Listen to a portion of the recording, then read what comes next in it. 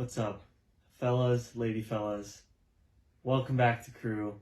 My name is Brandon Schultz. I am a senior in business administration, and this is Crew. Crew is a caring community passionate about connecting people with Jesus. It's a mouthful, but I got it. I'm super glad that you're here. We're all super glad to be here. We can jump right into announcements. First announcement, if you are graduating this spring, like myself, or this summer even, talk to one of the staff people. We would love to celebrate with you. We'd love to send you off out from Crew at NDSU into the workforce, into graduate school, whatever you're doing. We'd love to bless you and send you away. And so talk to a staff person and they will get you celebrated. It'll be good. So yes, graduating seniors. Secondly,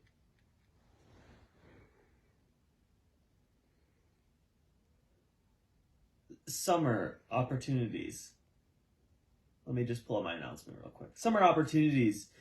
There are a couple things going on this summer. The first one, Summer of Theology. It's a 10-week experience through Crew that surveys the breadth of Christian beliefs where you can grow in your knowledge and understanding of God in community with other students. So this is kind of a learning study throughout the summer. It's going to be from May 24th to July 30th, and you'll be put in a group with other students to talk about material, to learn different things. It should be a really, really, really cool place to grow during the summer. So yes, Summer of Theology, you can sign up online, talk to a leader, talk to the staff person for that. And then also we have Trek this summer. And what Trek is, if you don't know what it is, you should talk to Brody Schmidt. If you know who Brody Schmidt is. Brody Schmidt, raise your hand. Thank you. Talk to Brody. He's done it, and he had a great time, so make sure you check in with that. But Trek is a 5-day intensive opportunity to grow with other like-minded students in Westview, Wisconsin. It's a mix of community, training, outdoor adventure, which combine to help students discover how they can make the maximum impact for Christ on campus. It's going to be May 21st through the 25th, and you need to register by May 10th. You can register online at the website, so talk to a staff person or Brody about that. Should be a really cool experience, seriously. I've heard lots of good things, so yes. If you are staying in the Fargo-Moorhead area this summer, be sure to keep your eyes peeled and your ears open to some announcements from Crew. We're hoping to gather people together to keep everyone accountable and try to create that community this summer, so stay tuned for that. Another announcement. Welcome Week, you can still sign up for that. So if you're interested in helping freshmen move in or get to know some different freshmen next fall, make sure you sign up online. It's not too late. Another thing is Marley. Marley, right here. Erin's going to put her face in right here. Marley's going to talk to you about an event coming up this weekend. And Marley. Hey guys, my name is Marley, and I just wanted to jump on here and talk to you about the Men's Appreciation Day going on this Saturday. The men of Crew did an incredible job last month serving us women of Crew, and so now we want to return the favor. We're planning a great day full of some fun yard games, competitions, some great food, and I would love to see everybody there. This will be our last big event as a Crew movement together before the end of this school year. So if you guys would, please sign up on the Google Forms so that we can get an idea of how many people to cook for and how many people to plan for, and those should be found in the Instagram bio under the link tree. So, would love to see you guys there and hope you have a great rest of your semester. And then Erin's going to cut this part out. Wow. Thank you, Marley. That was awesome. Finally, make sure you fill out your connection card. We're getting down to the last couple weeks of Crew, so I'm so glad that you stuck here with us. It's good to see you guys, and I'll catch you on the flippity flip. See you guys. Hey everybody, happy Careers Day Tuesday. My name is Morgan Steffens, and I'm a senior in social science education. I'm also a leader for the Thompson Severinton Girls Community Group. I'm just going to chat with you a little bit tonight about my story and briefly something the Lord's been teaching me in the midst of that. I want to preface with, if you want to talk to me about any of this afterwards, please come talk to me. Whether that's like you want prayer for something or just like want to chat or talk about your story, please, please, please, come talk to me. I'll be wearing this coffee mask, just so you can kind of know who I am with only seeing the top half of my face. My grandma made it. It's one of a kind, so I'll have that on if you want to come find me. But I'm going to dive right in. So, growing up, I struggled a whole heck of a lot. I didn't really have any good father figures. My biological dad chose not to be a dad, and I struggled with that growing up, of my value and my worth, and thinking that I was a reflection of the love that they gave me, that because they chose not to, that reflected on me in some sense, but that wasn't the case. I started to realize my worth in Christ a long while later,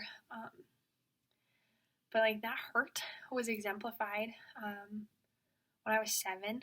My mom was the one person in my life that loved me so well, consistently, unconditionally, and honestly enough for 2. She was such a warm person, and it was just me and my mom who had lived together. But when I was 7, my mom passed away very unexpectedly, and it really just broke me as a human to know that this person who loved me so well was taken from me. I didn't know who to be mad at, but I was mad at someone, because the one person who fulfilled that role and loved me well was gone, and the other one chose not to. I was left an orphan, truly just hurt and broken, and not knowing what it looked like to be loved, and just having a void in my heart, because I didn't think I'd ever get that love again that my mom gave me. I got put in a home with my aunt and uncle. My uncle had been dealing with drugs and alcohol abuse at the time and for a long while after. My aunt was pregnant, and there was 5 kids in the house. It was chaos, and it didn't feel like home. I didn't feel like I had a place at home. I felt like a burden, and my aunt and uncle would say they loved me just as well as they loved their other kids, and just the same, but it wasn't. I could see that it wasn't. And at school, I had sibling cousins, and my aunt and uncle were my parents, and I had to explain that my mom passed away, and it was crummy. All of growing up was crummy because of those circumstances. But I'm going to tell you the cool part. A long while later, in a crazy form of events, my family came to know the Lord, which was wild. My uncle's chains of addiction were broken, and I personally was shown the gospel for the first time. It was so foreign to me, but I was drawn so close to it. I was so enamored and just kind of confused. For someone who didn't know what love looked like, it was wild to see and to hear about this guy who chose to die for me, who left streets of gold and came to the pitiful earth to die for me. Because growing up, I always felt that I wasn't worth it. But just seeing the story of Jesus and being told that I was loved so much that Christ died for me, it was one of the first times I just started to see how well the Lord loved me, and that void that I had experienced kind of be filled.